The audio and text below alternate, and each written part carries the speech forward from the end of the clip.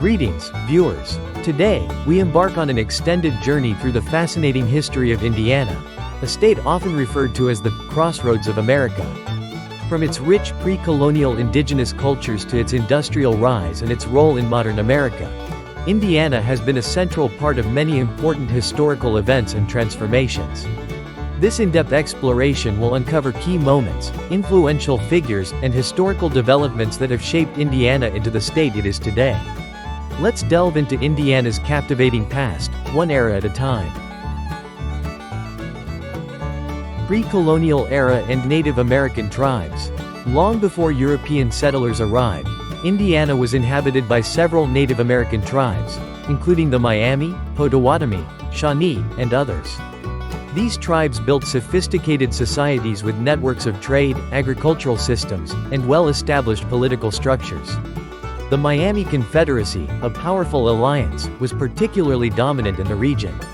Their mastery of agriculture, hunting, and fishing was essential to their survival, as they took full advantage of the rich natural resources provided by the Ohio River Valley. Indiana's fertile lands allowed them to cultivate maize, beans, and squash, which formed the backbone of their diet and culture. The importance of the Ohio River as a transportation and trade route cannot be overstated. Native American trade networks were extensive, connecting them with other tribes across the Great Lakes and further south. However, these peaceful periods were interspersed with conflicts between tribes over territory, as well as with incoming European settlers and explorers in later centuries. Section 2. European exploration and settlement, 17th–18th century.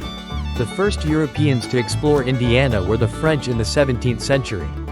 Explorers like René Robert Cavelier, Sieur de La Salle arrived in the area as part of France's efforts to establish control over the fur trade in the New World. By the early 1700s, the French had set up forts, including Fort Ouiatenon near present-day Lafayette and Fort Vincennes in southern Indiana, to serve as hubs for the booming fur trade. These forts helped maintain relationships with Native American tribes, with whom the French often cooperated. Indiana remained under French control until the conclusion of the French and Indian War in 1763. The British gained control of Indiana as part of the peace settlement under the Treaty of Paris, but their hold on the region was tenuous, as tensions with Native American tribes continued to grow, culminating in Pontiac's Rebellion in 1763, a coordinated effort by indigenous groups to resist British occupation. Section 3. The American Revolution and the formation of Indiana Territory. Indiana played a key role in the American Revolutionary War, particularly through the actions of George Rogers Clark, who led a successful campaign against British forces in the Midwest. One of Clark's most famous accomplishments was the capture of Fort Vincennes in 1779, a victory that secured American control over the Illinois and Indiana regions. This action laid the groundwork for the eventual inclusion of Indiana in the fledgling United States. Following the war, the area that would become Indiana was part of the Northwest Territory, created by the Northwest Ordinance of 1787. This ordinance established the process for admitting new states to the Union and guaranteed civil liberties in the territory, including the prohibition of slavery. In 1800, the Indiana Territory was officially created, encompassing what is now Indiana, Illinois, and parts of other surrounding states. The territory's first governor, William Henry Harrison, would go on to play a central role in early U.S. and Indiana history. Section 4.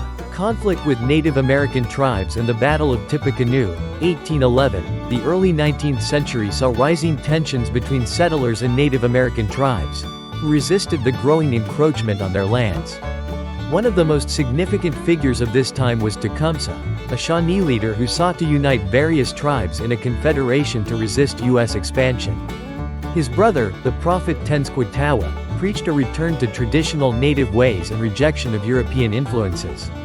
These efforts culminated in the Battle of Tippecanoe in 1811, a pivotal event in Indiana's history. William Henry Harrison, then governor of the Indiana Territory, led U.S. forces against Tecumseh's Confederation, ultimately defeating them. The battle was a critical blow to Native resistance and paved the way for further American settlement, but it also deepened the already simmering conflicts that would lead to the War of 1812. Statehood and early growth, 1816 to 1860. Indiana was admitted to the Union as the 19th state on December 11, 1816. The state's first capital was Corydon, though it was moved to the centrally located Indianapolis in 1825. Early Indiana was largely rural, with most settlers arriving from southern states. These pioneers cleared forests for farming, with corn and wheat as staple crops.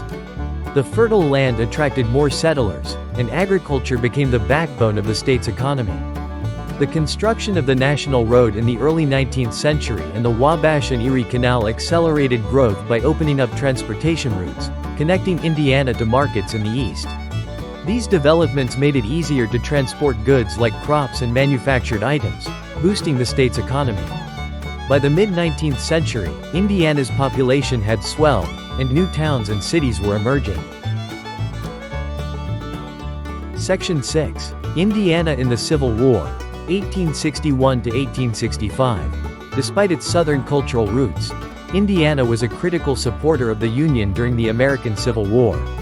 The state's governor, Oliver P. Morton, was one of the most energetic Union supporters, organizing the recruitment of more than 200,000 Indiana soldiers to fight in the war. These troops played significant roles in many battles, including Shiloh, Gettysburg, and Sherman's March to the Sea. Indiana also became a major supplier of food and equipment for the Union armies, and its strategic location made it a key logistics hub. Although there was some political division, particularly from Copperheads, Southern sympathizers, Indiana remained a staunch Union state. Section 7. Industrial growth and urbanization. Late 19th century, post-Civil War Indiana underwent a massive transformation as it shifted from an agricultural economy to an industrial one. The discovery of natural gas in the 1880s in east-central Indiana sparked a period of rapid industrial growth. Factories sprung up in cities like Muncie, Anderson, and Kokomo, producing glass, steel, and automobiles.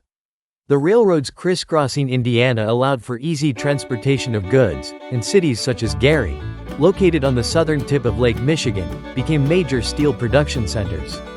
By the end of the 19th century, companies like Studebaker in South Bend and Ball Brothers in Muncie were household names, propelling Indiana into the ranks of industrialized states. Section 8. The Progressive Era and the Rise of Social Movements, 1900 to 1920. The early 20th century brought significant social change to Indiana as part of the national progressive movement. Reformers in Indiana fought for labor rights, women's suffrage, and prohibition. At the same time, the state was grappling with growing racial tensions, as seen in the rise of the Indiana Ku Klux Klan during the 1920s. The Klan wielded considerable political influence, but their power began to diminish by the end of the decade, thanks to increased public opposition and scandal within the organization. Section 9. Economic Struggles and Recovery, 1930s to 1940s. The Great Depression hit Indiana hard, with widespread unemployment and factory closures. However, New Deal programs initiated by the federal government provided relief in the form of public works projects, which included building roads, schools, and parks. Indiana's economy began to recover as the country prepared for World War II. The state's industries quickly transitioned to wartime production, producing steel, tanks, and aircraft engines. Factories like the Allison Engine Company in Indianapolis became central to the war effort. Section 10. Post-war boom and economic shifts, 1950s present. Following World War II, Indiana experienced a period of rapid economic growth. The rise of suburban living, supported by the GI Bill, transformed the landscape of cities like Indianapolis and Fort Wayne. Industrial production remained strong, but by the late 20th century, the decline of traditional manufacturing industries like steel and auto manufacturing led to economic challenges. However, Indiana adapted by diversifying its economy into sectors such as healthcare, education, and technology. Today, Indiana continues to evolve, balancing its industrial heritage with modern advances in various industries. Known for its rich cultural legacy, Indiana is home to famous events like the Indianapolis 500 and continues to be a center for basketball culture, symbolizing the spirit of resilience and innovation in the Midwest.